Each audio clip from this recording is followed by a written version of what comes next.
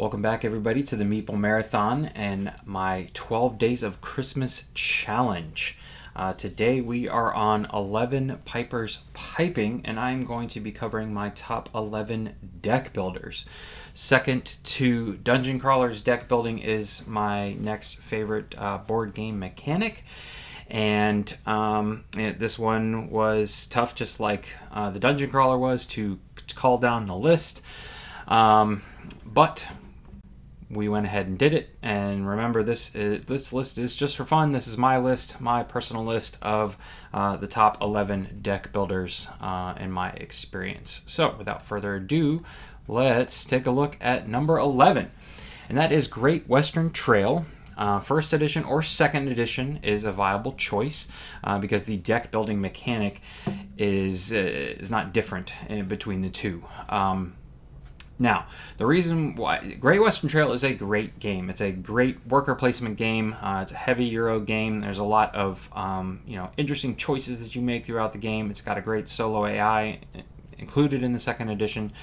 But the reason why Great Western Trail is so far down this list as far as deck builders is concerned is because I consider this to be more of a deck management game. For me, a deck builder usually is when you draw up a certain number of cards. You have to utilize those cards to the best of your ability on your turn. You throw them in a discard pile, and then you draw up a new hand of cards. Whereas this one is you are buying cards throughout the game to add to your deck, and you're hoping to get the best hand, but you don't have to. You only discard cards when you either want to use them for an action or you are given the chance to cull your weaker cards.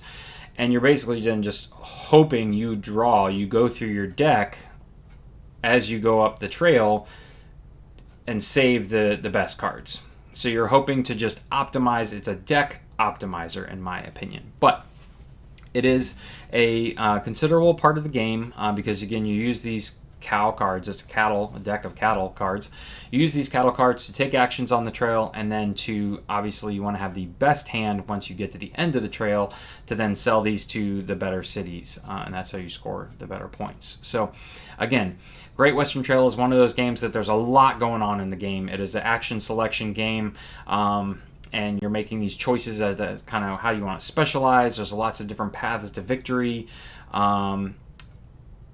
And the deck building is really just a mechanic within the game, but it's not the main mechanic. So, again, if you're looking for a heavy Euro or something that's got a lot of different mechanics and you enjoy deck building, feel free to check this one out. But again, if you're looking for just a pure deck builder that's mostly just cards, that's not really this one. This one's got a whole lot of cardboard in it, a whole lot of other stuff going on. But again, it's an excellent game. It's just not the best deck builder, in my opinion. So, let's move on to number 10, and that is Dire Wild. Dire Wild here is a deck builder where they are attempting to do a lot. A lot happens in this game. You can see there's actually miniatures involved. There is these small dungeon scenes. So what you're doing in Dire Wild amongst your standard building up of your deck and trying to get the best set of cards out is each time it's your turn, you have to create this creature.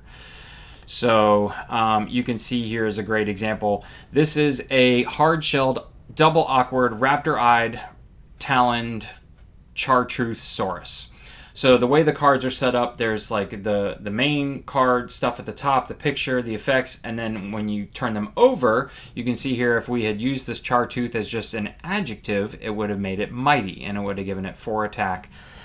And so this is a really unique mechanic for Dire Wild. You're not just buying the best card, you're also trying to buy the cards whose adjectives along the bottom are going to sync well with your deck.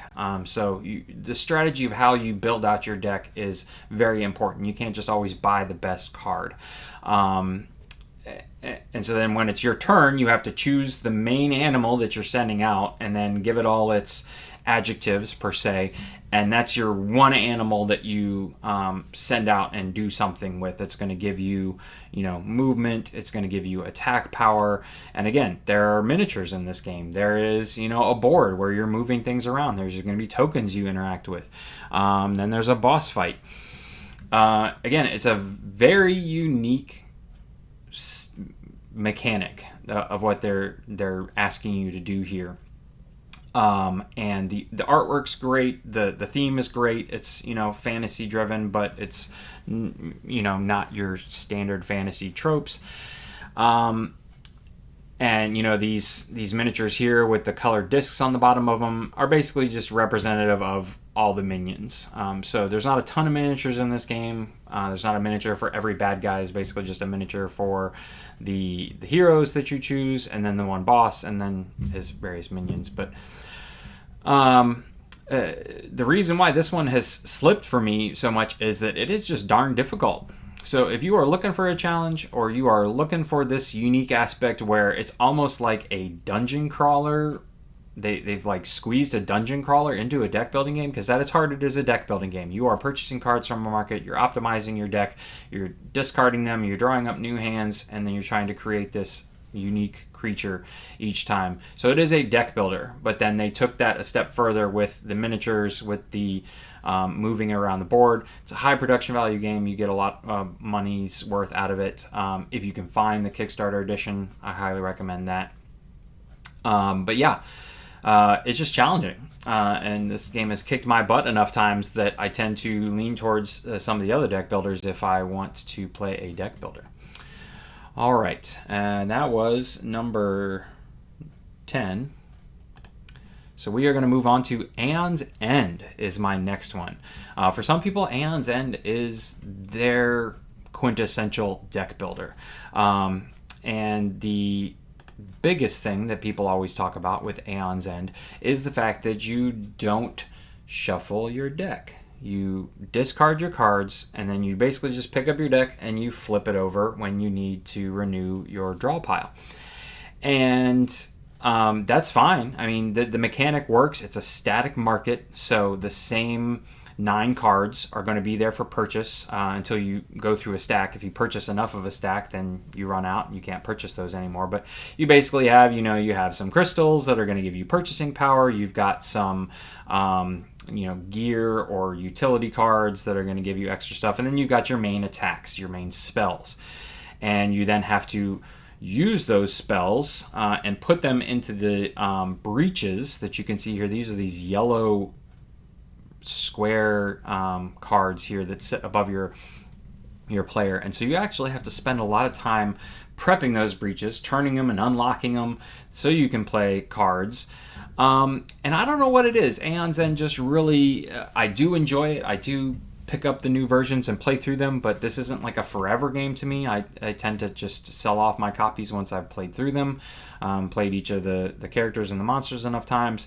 I don't quite know what it is. It is a really good game. It's a classic deck builder. The monsters, the bosses are all unique in their decks and the way you defeat them. Each iteration of Aeon's End, they get more and more unique. So there's really nothing wrong with this game. I just don't know why it has never taken with me. So it's slipped on this list a little bit. But if that ability to strategize exactly how the cards are going to come up in your deck, and so you can build out those combos, is something that you would appreciate out of a deck builder, mitigating that risk of a random draw, then this is definitely a deck builder for you. So let's move on. Up next is The Big Book of Madness. I think a lot of people forget about this game, that it is a deck builder, or that it even exists, but it's such a charming little game, and it's very unique in the fact that you are able to assist with other players, and the decks that you're building are really just elements, essentially. You are going to be drawing cards into your hand that have these elements on them, the air, wind, fire. And what you're attempting to do is, on your turn, be able to play enough elements to kind of counteract these spells that the bad guy in the book is throwing at you. And you can see here on this chart on the left, the more rounds you get down, the more cards that the monster is going to put out. It's also telling you kind of what, you can preview. You can say, all right, the next monster is going to be throwing fire, earth, and water at me. This guy was fire, earth, and water. But this whole like book aspect where you're taking on different monsters, and each time you defeat one, you just flip the page of the book. It's such a cute little game. And what is even more unique about it are these characters that you have. But then your build outs, you have these actions that you can take. So you can spend, instead of spending an element on defeating one of these cards, you can spend it to activate, say, this card here, and that may give you a card draw. Or what's the coolest thing is that sometimes you can go over to your your person you're playing with and actually have them do an action. And so I have found this game to be really nice solo two-handed, because then I can sit there and truly micromanage the entire game and be thinking about, all right, next turn I am going to want to have you do this, so my right hand over here is not going to do this action, so it's not exhausted. He's going to wait until the left hand activates him, and it's just a really interesting kind of side mechanic. The deck building is really only half the game, and then there's these like actions that you can then upgrade, and you're using the elements in your deck. But again, your deck is very simple. They actually utilize the smaller cards. That's probably my biggest knock on the game, is that the deck that you build utilizes like smaller Euro size cards. And I just wish they were bigger. But again, I understand there's already a lot of big cards in the game. There's the square cards, the full-size cards. But it really is just such a charming game. It's such a unique take on the deck building, everything about it. And it feels almost like a little Harry Potter-ish. So if you're into that kind of theme and want something that's just cute and pretty lighthearted and unique, it can still be challenging. You can, there's ways to increase the challenge for sure, and make the game more challenging, but just a very charming game in my opinion. And that is Big Book of Madness. All right, up next on my list is Lost Ruins of Arnak. This is one of those hybrid games that came out last year in 2020, and really just kind of took the world by storm.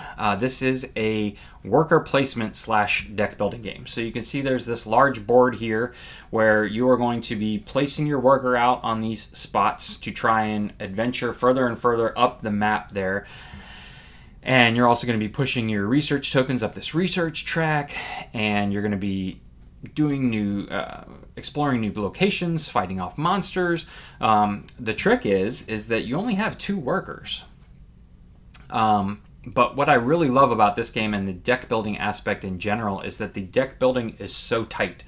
The decisions of what you add into your deck are so important, because there is only so many rounds in the game and only so many actions like your workers can take. And the way the way the deck building mechanic works is that not only do you purchase a card and it goes on top of your deck, so you're going to be drawing it more than likely the next turn, but you also take your discard pile and immediately shuffle it at the end of every turn. So you're always dealing with a full draw pile to choose from. And this game, really, there is a lot of like card draw, and you almost go through your entire deck every hand, especially near the end of the game when you get more powerful actions that allow you card draws and things like that. You'll find yourself plowing through your entire deck. Your deck is not going to get huge. This is not going to be one where you have this huge, thick stack of cards that you're shuffling up every time and you're drawing and you're just waiting to get to that one card you're looking for. This is one where you easily, near the end of the game, could go through your entire deck each round. So the choices that you have to make of putting them into what goes into your deck is super important. And also the theme for this game is Indiana Jones in a box, in my opinion. So that's a theme I really love. I really loved the Indiana Jones movies growing up, and so this really invokes that. It also has a what's that video game with Nathan Drake? They're coming out with a new movie, and this kid from Spider-Man is coming out with it, but Uncharted. It's got an Uncharted feel to it too, especially with the guy from the cover of the box. He reminds me of Nathan Drake, this guy right here. Anyways, if you are looking for one of these hybrid kind of worker placement slash deck building games, there's Dune Imperium, there's Viscounts of the West Kingdom, there's Lost Ruins of Arnak. Lost Ruins of Arnak is my personal choice of those hybrid style games that even Great Western Trail. I just think that the deck building mechanic is really spot on and really well done in this game. The theme's great. Great game overall. All right. Up next is Legendary Marvel deck building game. For me, this is the classic. This is deck building in its simplest form. You have your hand of cards. You're going to be getting recruit from them. You're going to be getting attack power. You've got a row of villains. You choose who you attack. New villains pop out into the row each time. You've got this ever-changing market in front of you. This is just classic deck building, in my opinion. Some of you may shout, "Oh my God, I can't believe it!" But I've never played Dominion. The theme just seems very dry to me. But this one, I love the theme. And what I love about this is that it's just a straight deck builder. There's nothing fancy about it. They don't try and overdo stuff, but the theme is Marvel. So if you're into the Marvel theme, there is so much content for this game. It's I'm sure there are some people out there who've collected it all, but it's almost impossible to collect it all. So really get the base game and then decide what's your favorite Marvel cinematic, Marvel Universe characters, and go get those expansions if they're available. And they're starting to reprint everything, so you can now go get Dark City pretty easily, which is you used to have to pay $200 on eBay to get that expansion. So again, this is just pure, clean, simple deck building with that Marvel theme.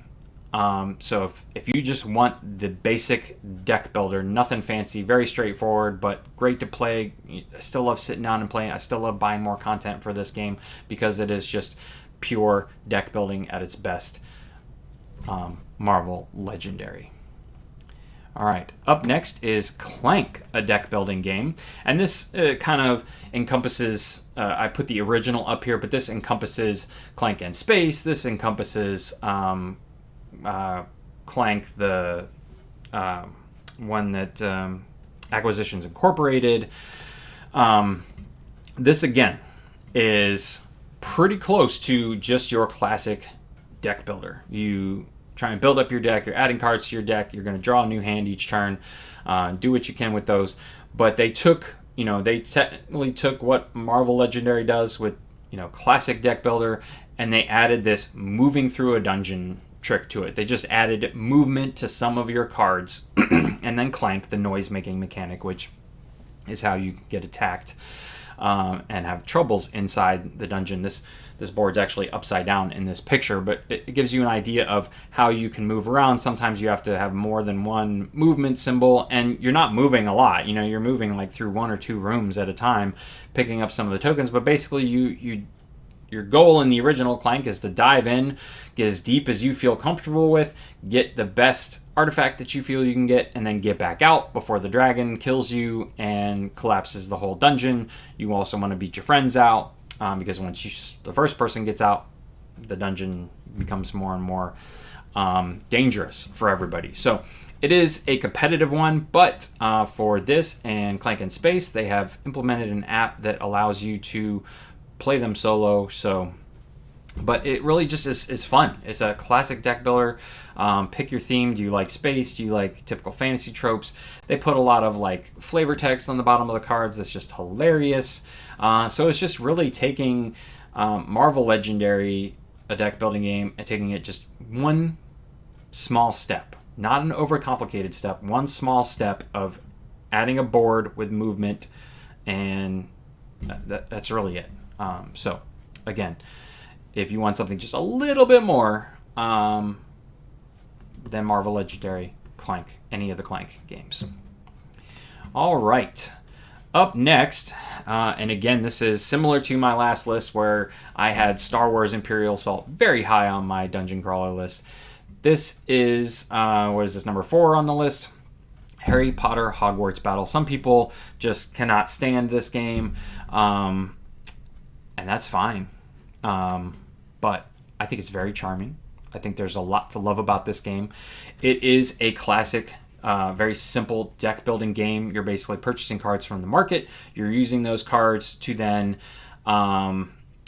put hit points against hit points against the villains, the Death Eaters, or progress on certain other actions. At the beginning of every turn, a Death Eater card is flipped over that creates this like negative event, and then each villain has their own passive ability that you have to deal with, and then you basically just play out your hand, optimizing it to the best of your abilities. There is like a health track where if you get knocked out, you basically go back to starting health, but you lose like half the cards in your hand. Basically, yeah, you try and optimize how many coins you get and how many POWs you get, hits you get each turn. And so it's very simple. But the biggest thing I love about this game, and it certainly helps if you're a Harry Potter fan. If you are a Harry Potter fan like I am, this is a no-brainer, in my opinion. This is the best Harry Potter game you can buy, in my opinion, because of, you can see here, these boxes. It says Game 1, Game 2, Game 3, Game 4, Game 5, Game 6, Game 7. They should have said Book 1, Book 2, Book 3, Book 4, Book 5, Book 6, Book 7. They did such an amazing job of making this almost like a legacy-style game, but there's no ripping of cards, there's no placing of stickers, but the unlocking of each box. The very first game gives you all the basic cards you need. The characters, Harry, Hermione, or Ron, whoever you choose, are very young. Their skills aren't built up yet. And the villains you're not going to see Voldemort in Game 1 because he wasn't there in Book 1. He was just a figment of everyone's imagination. You get Professor Quirrell instead of Voldemort. But then once you complete Game 1 and you are successful, then you move on, you unlock Game 2, and all of a sudden you're adding cards to the main deck, the market, that are characters from the second movie. You're now getting villains that you have to go up against that are villains from the second movie. You still have the villains from the first movie, so you still may see Professor Quirrell. But, the deck gets thicker, so the game gets a little longer. The game gets a little harder. And then after, I think it's Game 4, you get choices of all new characters.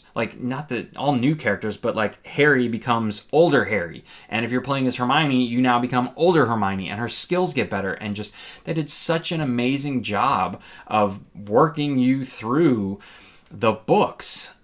And by the time we got to Game 7, my wife and I, who are both big Harry Potter fans, were so into this game because here we are, the stakes are higher, the game is harder, the game is longer. It took us, a lot more tries to get through Game 6 and 7, but there was so much in there, but so many more characters. And really the only negative that I have for this game is that because you add cards to the market deck, each new box you unlock, by the time you get to Game 6 and 7, your market deck is this huge pile of cards, and at least in a two-player game, we were never ever going to get through them. So you're not Voldemort, your Dumbledore card, which is one of the best cards to get in the game, could be at the bottom of the deck, and you're never going to see it in a two-player game. So that's my only thing. You're going to get a lot of the basic cards, still coming up from Game 1. You're like, this is garbage. I don't want to purchase that. So there really wasn't enough of a mechanic to kind of clean off the market and draw all new cards, things like that. That was my only knock on this game. Otherwise, I've been gushing about it for several minutes here. If you are a Harry Potter fan, go get this game. You will not be disappointed. All right. Up next is Mage Knight. Mage Knight is one of the quintessential solo must-have games everybody recommends. I also, love recommending this game. Now, it is not just a pure deck builder. It is definitely, almost like the original hybrid game. Some people might say maybe there was something before it, but for me, it was the original hybrid. There is this exploration aspect to it. But what I love about this game and why it's so high on my deck building list is the fact that you need your deck of cards. Your deck of cards, your hand of cards each turn is what you can do. So if you have cards that provide movement, do you have cards that provide attack? You need those cards in your hand to be able to do stuff on your turn. You can always turn a card sideways and use it for like a single point of movement, single attack, but you're really not utilizing your deck in that way. What I love about this game is how powerful you feel as you play through the game. You feel very weak at the beginning, like you can only do so much, you can only travel so far, you can only attack but so many things. And by the time you get to the end, once you have improved your deck, you are pulling out these massive hands, these massive turns of amazing travel and action and attack, because you have improved your deck, and you've also increased your card draw. So you go from being able to have 5 cards in your hand to 8 cards in your hand, and it's all like the character progression of, you know, being able to, given the chance to add these amazing cards to your hand and the allies and things like that. It just, that sense of achievement is so solid in this game. So if you were looking for, and it is a heavy game, there is a lot of rules to this game, there's a lot of components, it's a big box, there's a lot going on. If you're looking for something that is incredibly satisfying, is going to be a heavy deck builder, is going to have some aspects beyond the deck building, exploration, things like that, you cannot go wrong with Mage Knight. Yes, this is a multiplayer game, but it is one of the best solo games out there, in my opinion, and the deck building experience is top notch because you feel how powerful you are getting by playing out the cards in your hand each turn. You can feel your deck getting more and more powerful. So, highly recommend Mage Knight in general. Highly recommend it for solo play, and highly recommend it if you are looking for a solid deck builder. But again, there is a lot to this game. So if you're looking for just a pure deck builder, I'd look back at my last 3 choices. But you cannot go wrong with Mage Knight. All right, number 2 on my list is Thunderstone Quest. This is the kind of third iteration of Thunderstone. There was Thunderstone, Thunderstone Advance, and Thunderstone Quest. This is, a dungeon crawler in a deck building game. Let me see what's a good picture here. There's a lot going on here. Let's see here if we can find a slightly better picture. This one might be a little bit better. Okay, this one's a little cleaner. So what you have here is on the left-hand side, you have your market of cards or places you can go to spend your currency that you gain each turn on buying new weapons, buying, attracting heroes to your deck, or healing, buying really nice cards from Shop of Arcane Wonders. And so there's this like very interesting market. It's not just a line of cards. It is like, oh, do you want to go recruit someone? Do you want to get a weapon? Do you need to spend your money to heal this turn? Things like that. And so there's this choice about even where do you go? Which market are you going to?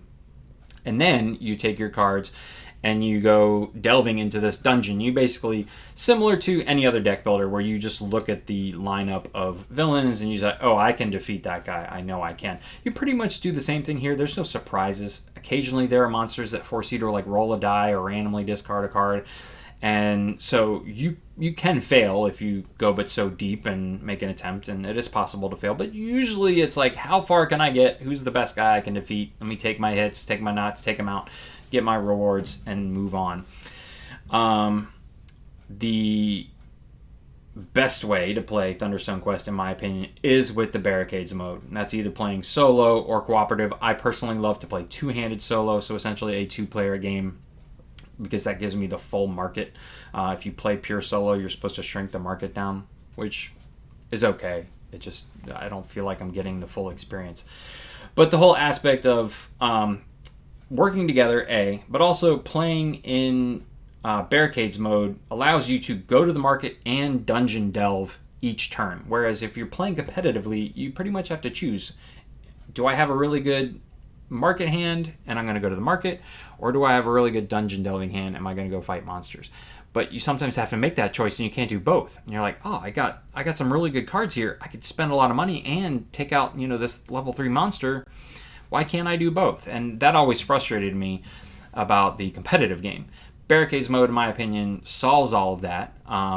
and gives you this boss to go up against, and the boss is messing with you throughout the game, and you got to protect the city. So yeah, I mean, it's just, and there's so much content. You can see here these boxes are huge boxes. Let me see if I can find, and they're getting ready next year to release their newest 2 expansions, and they're coming out with a 3rd big box. These aren't like the coffin style boxes. This picture does not do it justice, but they're the big giant cubes, and it's almost all cards. There's, yes, technically miniatures of this game, but the miniatures easily be meeples. There's really no point to the miniatures. That's just like extra fluff in my opinion. But if you are wanting like boom, the deck building experience, where there's so much content, so much out there, and this is another one with a static market, so you can really kind of plan out your build and make sure you are getting exactly what you want each time. It's not random what comes out.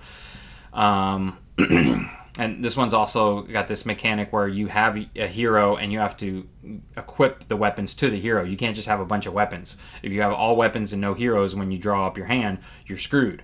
And the better heroes you have, the more weapons or better weapons they can acquire. The simple no-name rogue that you get in your starter deck can hold like a knife, and that's it. He can't hold like the giant warhammer.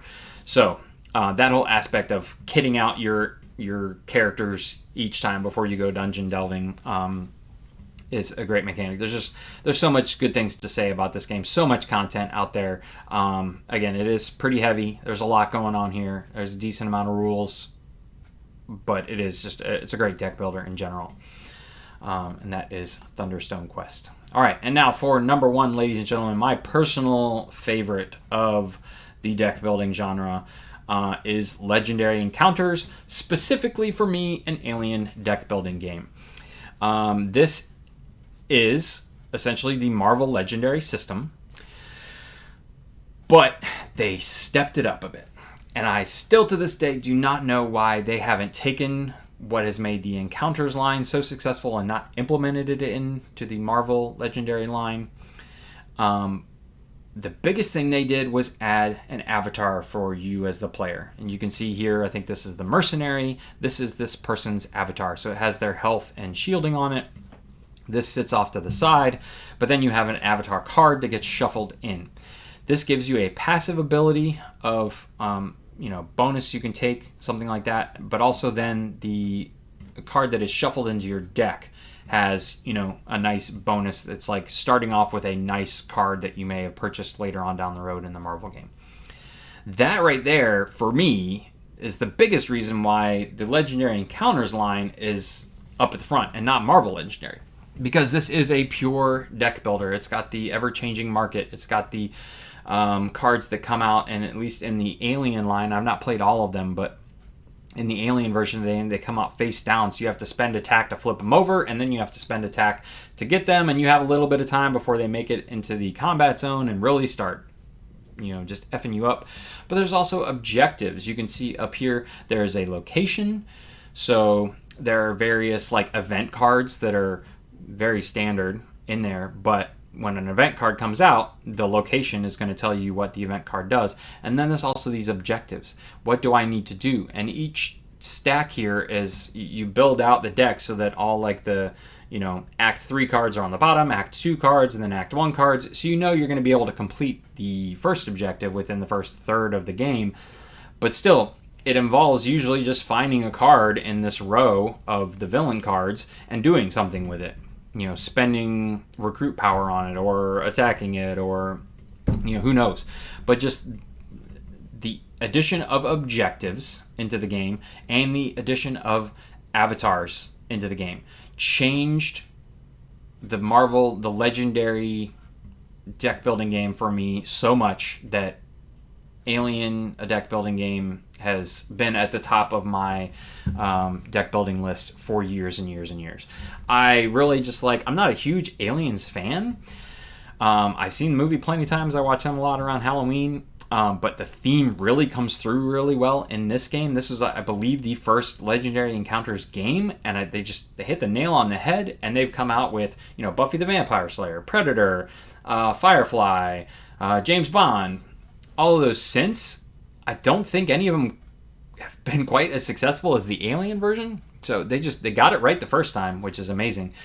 So really, if you are looking for a pure deck builder and one of these other themes speaks to you, if you were a huge Firefly geek or a huge Buffy the Vampire geek or a James Bond fan or an Alien fan, or you really don't care what the theme is, you don't care whether it's Marvel or Alien, go get the Alien one. I recommend these Legendary Encounters. Again, it's all upper deck. It's all the Legendary system. If you know how to play one, you can easily play the other. This one just adds a little bit more, kind of like Clank added in the movement step, and it really just improve the game that much more. This one adds the objectives and the avatars, and again, improves the game that much more. Also, each version of Legendary Encounters comes with a neoprene mat. Why the heck isn't Marvel Legendary coming out with a neoprene mat in the box? I know there's a lot out there post-market you can buy, but anyways, this is just such a great deck builder. I find it hard. It is tough. You're going to get your butt kicked a lot by the aliens, but that's fine. Games aren't always meant to be won every single time. But yeah, I just can't say enough about Legendary Encounters, an alien deck building game. So that is my list of deck builders. Tomorrow, we are going to go through my top 10 anticipated games for 2022. So if you enjoyed this video, please consider giving it a thumbs up. And if you would like to be notified when the rest of my 12 Days of Christmas challenge drop on the channel, please consider subscribing, hit that bell icon. And once again, thanks for watching. Have a great day.